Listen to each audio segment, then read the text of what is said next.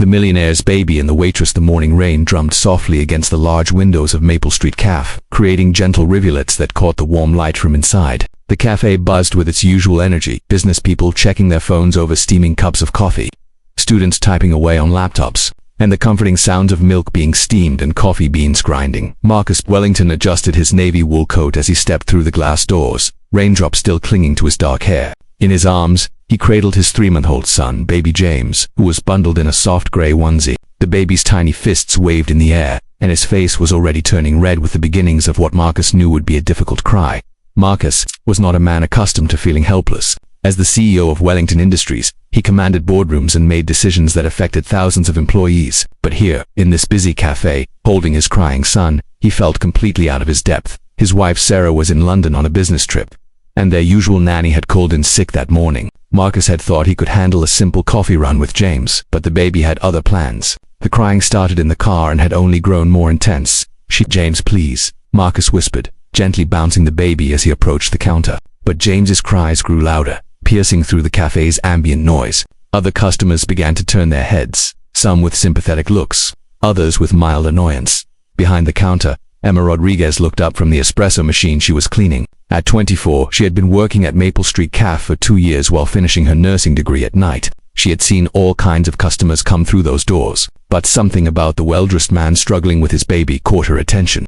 Immediately, Emma watched as Marcus tried everything he could think of. He adjusted James's position, checked his diaper, offered him a pacifier that the baby promptly spit out. The crying grew more desperate, and Marcus's face showed a mixture of exhaustion and worry that Emma recognized all too well. She had grown up in a large family, the oldest of 5 children. Her mother had worked double shifts at the local hospital, and Emma had practically raised her younger siblings. She knew that particular cry. It wasn't hunger or discomfort. It was overstimulation, the kind that came from too much noise and too many new faces. "Sir," Emma called out gently, stepping around the counter. "Would you like me to try something?" Marcus looked up, his eyes showing a combination of desperation and skepticism. Here was this young waitress in her simple white shirt and dark apron, offering to help with his son. Under normal circumstances, he might have politely declined. But James's crying was getting worse, and other customers were starting to stare more openly. "I don't know what's wrong with him," Marcus admitted, his voice barely audible over the baby's wails. "He's fed, he's clean, but he won't stop crying."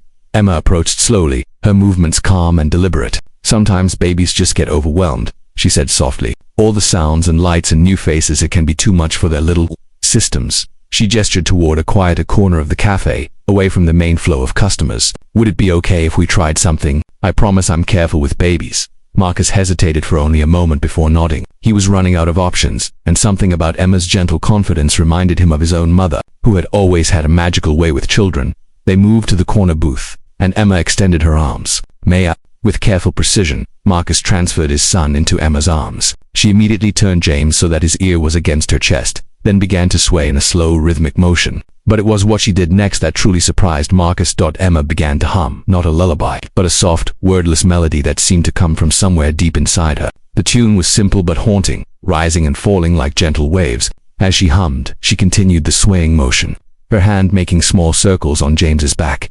Within moments, the crying began to soften. James's rigid little body started to relax, his fists The cafe seemed to hold its breath as the baby's wails turned to whimpers, then to soft snuffles and finally to silence. "How did you?" Marcus whispered, afraid to speak too loudly and break whatever spell Emma had cast.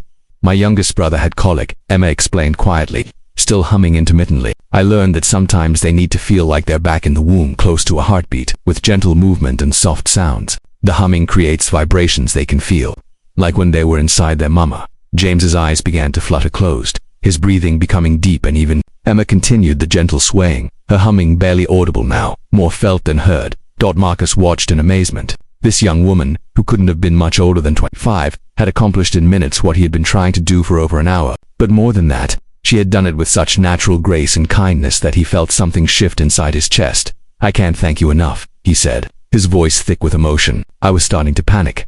Emma smiled, still holding the sleeping baby. "Being a parent is the hardest job in the world," she said simply. "We all need help sometimes." As she carefully transferred James back to his father's arms, the baby remained peacefully asleep. Marcus looked down at his son's serene face, then back at Emma. "I'm Marcus Wellington," he said, extending his free hand. "And this is James." "Emma Rodriguez," she replied, shaking his hand. "It's nice to meet you both." Marcus reached for his wallet, but Emma shook her head. Please, no need. I'm just glad I could help.